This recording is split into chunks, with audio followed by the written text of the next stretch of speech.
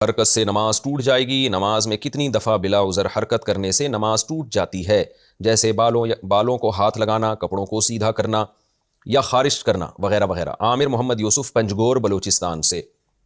دیکھیں، حرکت نماز کے منافی ہے، اور کوئی بھی کام نماز میں ایسا کیا جائے جو نماز کے منافی ہو تو نماز اس سے ٹوٹ جاتی ہے۔ جیسے نماز میں بات چیت کرنا، نماز میں کھانا پینا، نماز میں چلنا پھرنا، تو اس سے نماز ٹوٹ جائے گی۔ تو اس پر تو پوری امت کا اجماع ہے، لیکن یعنی اس کے لیے تو دلیل کی حاجت نہیں ہے، کیونکہ یہ اجماع امت سے ثابت ہے کہ نماز میں نماز کے اگینسٹ کوئی کام کرنے سے، نماز کے منافی کوئی کام کرنے سے نماز ٹوٹ جاتی ہے۔ لیکن اب کتنی حرکت کرنے سے ٹوٹتی ہے، اس کے بارے میں قرآن و سنت خاموش ہیں۔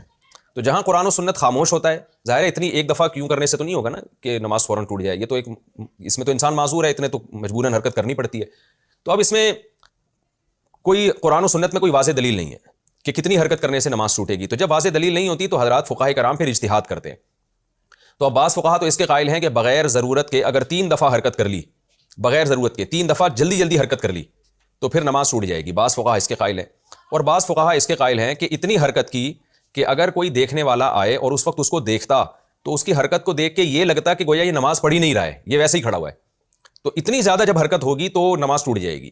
تو اس میں جو نماز پڑھ رہا ہے اس کی رائے کا اعتبار ہوگا کہ اگر کوئی مجھے آ کے اس وقت دیکھتا میں اتنی حرکت کر رہا ہوں تو وہ یہ سمجھتا کہ یہ نماز پڑھ رہا ہے یا نہیں پڑھ رہا۔ اگر وہ یہ سمجھتا کہ شاید یہ نماز ہی نہیں پڑھ رہا جو اتنا ہل رہا ہے تو پھر نماز ٹوٹ جائے گی۔ تو یہ دونوں قول ملتے ہیں۔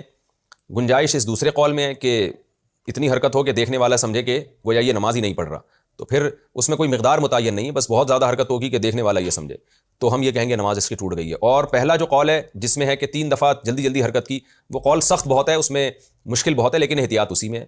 تو بہتر یہی ہے کہ حرکت ہی نہ کریں تاکہ اس مسئلے میں پڑھنے کی ضرورت ہی پیش نہ آئے نا۔ ہمارے حضرت فرمایا کرتے تھے نمازی کو چاہیے پہلے جتنی جہاں جہاں کھجانا ہے نا تسلی سے کھجا لے، ہلے اتنا ہل کے تھک جائے پھر کھڑا ہو۔ بہت سے لوگوں کو دیکھا ہے نماز سے پہلے سکون سے بیٹھے ہوتے ہیں، جیسے ہی نیت باندھیں گے ایک دم ہلنا شروع ہو جاتے ہیں، پتہ نہیں ان کو کیا ہو جاتا ہے، ایک دم حرکت کرنا شروع ہو جائیں گے۔ تو تمیز سے نماز پڑھنی چاہیے انسان کو، تو ایسا کام نہیں کرنا چاہیے جو نماز کے منافی ہو۔